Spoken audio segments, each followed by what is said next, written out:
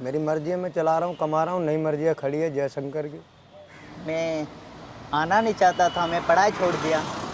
कोई मेरा घर का प्रॉब्लम था, पढ़ाई छोड़ दिया। फिर मेरा पापा मम्मी यहाँ भेज दिया मेरा मामा का घर। फिर तेरा मामा दिल्ली में रहता है, काम वाम करता है, तो तुम भी चले जाओ वहाँ।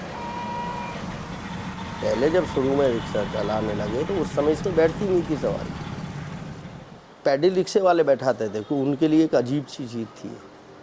जब हमने लिया था तो वो पैडल रिक्शे वाले कहते थे भाई बैठ जाओ 10 ही रुपये लेंगे, क्योंकि वो उस समय हर सवारी के 20 रुपये लेते थे।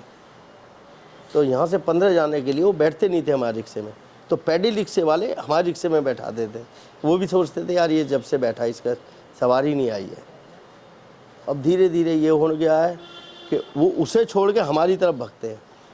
हम बलिया से है, हमको हो गया करीबन 35-40 साल हो गया यहाँ। फिल्मी सिटी भी पूरा नहीं बनी थी उस टाइम हम आए, समझ गए। 18-19 साल के उम्र होगा, 17 साल भलुक होगा। काहे कि हम आके बेलदारी करने लगे। पहले शुरू में मजदूरी किए, तो मजदूरी किए तो वो ठेकेदार था तो लेके भाग गया। हमने साला सही नहीं काम है, अब बताओ कहाँ से खाएंगे, कैसे करेंगे, कैसे घर भेजेंगे, माँ बाप को कैसे भेजेंगे भाई। मैं वकील बनना चाहता था, वकील, मगर मेरा नसीब में है नहीं, क्या करें। अभी ऐसा है ना, जिम्मेदारी भी है घर का, पापा मम्मी को भी देखना है, और खुद का भी सपना है कुछ करने का। सीधा चले जाना लो, सीधा जाकर राइट हो जाना। बिहार गया से, गया जिला बिहार। पहले हमारे गार्जियन यहीं रहते थे, मैं गांव में रहता था, लेकिन अब कमाने खाने के लिए तो ज़रूरी पड़ गया। शादी उदी हुआ, कमाने के लिए अब तो चले जाएंगे यहाँ पे। अब बच्चे रिक्शा चलाने लगे हैं, जिनको नॉलेज नहीं है, उल्टा सीधा गाड़ी चलाना, मोड़ देना, ये कर देना, किसी को टक्कर दे देना। अब बहुत रिक्शा हो गया है, सवारी अगर 2-4 रहते हैं, हम रोकेंगे 4-5 रिक्शा चारों बगल से रोक लेंगे, आने जाने वाले को परेशानी बढ़ जाता है। अब उसमें सब रिक्शा को गाली बात सुनने पड़ता है। उससे पहले मैंने बीपीओ में जॉब की है। हाँ जी, कॉल सेंटर में की है मैंने। रिलायंस कैपिटल का प्लान सेल करता था मैं। Aditya Birla guaranteed money back plan sale करता था मैं। टेलीकॉलर, एज अ टेलीकॉलर मैंने जॉब। फ्रीडम नहीं थी वहाँ। किसी भी जॉब में क्या होता है कि जॉब के हिसाब से, जॉब के अकॉर्डिंग आपको चलना पड़ता है कि मुझे 9 बजे जाना है, 1 बजे मेरा लंच होगा, उससे पहले आप खा नहीं सकते, 4 बजे मुझे चाय मिलेगी, तब तक काम ही करना है। यहाँ वो प्रॉब्लम नहीं है। गांव में क्या होता है सर, ये मजदूरी मिलेगी, यदि मजदूरी भी करेंगे तो किसी को 2 दिन 4 दिन काम होता है, हफ्ते दिन होता है, 15 दिन होगा। 15 दिन कमाते गए, वो पैसे देते गए बेचारा, मैं खाते गया, कुछ कर नहीं पाएंगे। इस सोच के हम निकल लिए घर से, लेकिन निकलने ही से फ़ायदा है, कुछ कर नहीं पाता हूँ। ये तो ले आते हैं, शाम को देता है, सुबह ख़त्म, तो क्या कर पाएंगे उससे। घर द्वार भी हमारा मिट्टी का घर था, गिर गया था सर, झूठ क्यों बोली। झोपड़ी में वहाँ भी रहते थे, गाँव में भी, यहाँ भी अभी झोपड़ी में रहते हैं। जब दुनिया दिल्ली में आके कमा रही है बाहर से आके, तो हम यहाँ रहते हुए दूसरी जगह कमाने जाएंगे? ये तो हमारी मूर्खता होगी। जब हम यहाँ रह रहे हैं, हमारा घर मकान यहाँ पे है, तो हम बाहर जाएंगे तो उसका किराया भी हमें देना पड़ेगा, तो और घाटा होगा। और नई जगह हमें नए रूट की जानकारी लेनी पड़ेगी, और यहाँ पे तो हमें रूटों का पता है कि कहाँ से क्या लेना, कितना किराया है। नई जगह थोड़ी मिलेगा हमें ऐसा। जो नया बाहर से आ रहा है, जिससे प्रॉब्लम है, वो इसीलिए तो यहाँ आ रहा है। अगर हमें प्रॉब्लम है और हमें दिख रहा है कि वहाँ बेहतर है, तो हम वहाँ जाएंगे, लेकिन हमें तो लगता है हम यहाँ सुरक्षित हैं। अच्छा है, कोई 19-20 भी हो तो 50 तो अपने पुराने यार दोस्त, घर मकान है, अपने लोगों के बीच में रह के कमाना अच्छी बात है। आजकल गाड़ी के दाम भी बढ़ गया, 2 लाख हो गया। तब 2 लाख रुपये मामूली कीमत नहीं है। हम लोग अनपढ़ आदमी का मान लीजिए कि बिजनेस भी नहीं कर पातेंगे, तब 2 लाख रुपये अगर लगा कर कहीं बिजनेस कर लेते तो अच्छा होता। बुरबका ही तो ये है, क्योंकि हमारी शक्ति नहीं थी बाप के ना पढ़ाने के लिए, क्योंकि उनका मजबूरी थी। जैसे हमारे पिताजी कलकत्ता में टाटा बिरला में नौकरी करते थे, टाटा बिरला में नौकरी करते थे पहले। मेरी माँ मर गई, हमारा भाई एक छोटा है, 2 भाई थे, एक बहन बड़ी थी। अब वो भी रिक्शा ही चलाता है, समझ गए। तो क्या हुआ कि जब मर गई तो पिताजी हमारी नौकरी छोड़ दिए। तो नौकरी छोड़ दिया तो कौन खिलाएगा, हमारी मौसी थी तो बोले कि शादी, हमारे नाना कहे कि शादी कर लो, बच्चे नहीं पाल पाओगे। हमारे पिताजी बोले कि नहीं, शादी नहीं करेंगे, हम पाल लेंगे। भीख मांग कर पालूंगा, बल्कि शादी नहीं करूँगा।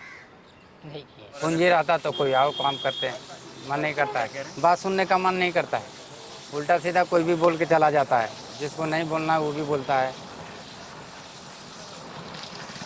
जबकि गलती नहीं है फिर भी कुछ बोल देगा, है आगे चल, हटाओ। कोई 4 व्हीलर पीछे से आएगा, हॉर्न देने लगेगा, हटाओ यहाँ से, हम लगावेंगे यहाँ, और नहीं हटावेंगे तो 4 बात वो नहीं सोचेगा कि हाँ पहले से खड़ी है क्या है, जैसे वो आएगा तो हटा वाले साइड नहीं करल जा रहा है, इसका रिक्शा वाला आ गए या गाड़ी आ रहा है तो हटाओ आगे कर ले। यही तो मनमानी हो गया है। छोटा वाला गाड़ी को कोई समझता नहीं, ये आपस ये रिक्शा वाले कोई कमी के कारण हुआ है। इसमें है कि अब कमाएं, नशा को नशेड़ी इतने ही इसमें ज़्यादा है, कमाएगा, दारू पिएगा, गांजा पिएगा।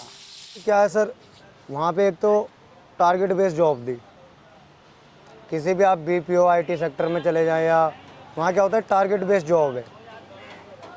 अगर आपने टारगेट अचीव किया तो आपकी सैलरी होगी, टारगेट से आप एक्स्ट्रा जाते हैं तो आपका इंसेंटिव होगा, कुछ भी नहीं सैलरी होल्ड। अगर इनमें से कुछ भी नहीं तो सैलरी होल्ड, या तो कम से कम आप अपना टारगेट अचीव ना कर पाओ तो जस्टिफाई कर दो। तो कहने का मतलब है जॉब ऐसी होनी चाहिए मेरी नज़र में जिसमें प्रेशर ना हो। प्रेशराइज होकर इंसान जॉब का कोई भी काम नहीं कर पाता।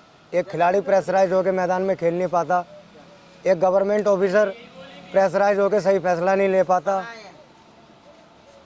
उसी तरह से एक इंसान प्रेशराइज होकर कैसे कमा सकता है। तो प्रेशराइज होना ना इंसान के लिए बहुत ही बड़ी, एक कैंसर से भी बड़ी बीमारी है। अगर आप किसी इंसान पे प्रेशर डाल रहे हो तो आप उसे कैंसर दे रहे हो। एक ना एक दिन वो प्रेशर से दब जाएगा या कुकर की तरह फट जाएगा। क्योंकि प्रेशर इंसान के ईगो को जिंदा कर देता है। देखो ऑटो वाला जो है बड़ी सवारी उठाता है और हम उसकी बराबरी कैसे कर सकते हैं। हमारे 20 से 25-30 की स्पीड, वो ऊपर चलता है, उसकी कमाई, उसने 2, 4, 5 सवारी उठानी है, उसका पूरा हिसाब हो जाता है। हमें धीरे धीरे धीरे 10-10 रुपये जोड़ जाड़ के हम अपना हिसाब पूरा कर लेते हैं। आज से करीब 12 साल पहले, 10 से 12 साल पहले पैडल वाले रिक्शे चलते थे, और आपको पता ही होगा लोग उन्हें कितनी वैल्यू देते थे।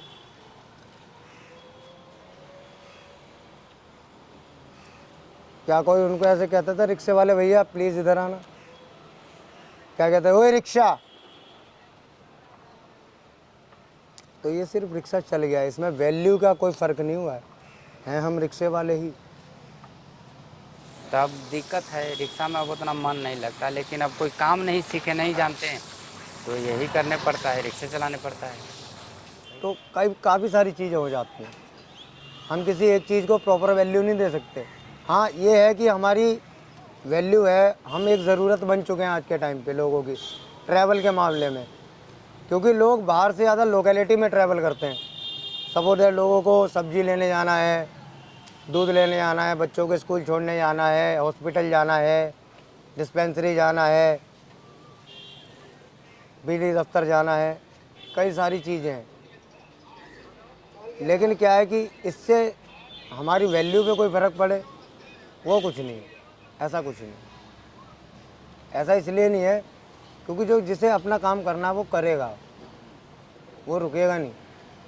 हाँ अगर ऐसा होता है कि हमारे बंद होते ही काम रुक जाए, काम ही ना हो, तो शायद मैं मानता हूँ कि हमारी वैल्यू है कुछ मार्केट में, वरना तो एक ही वैल्यू है, हम रिक्शे वाले हैं।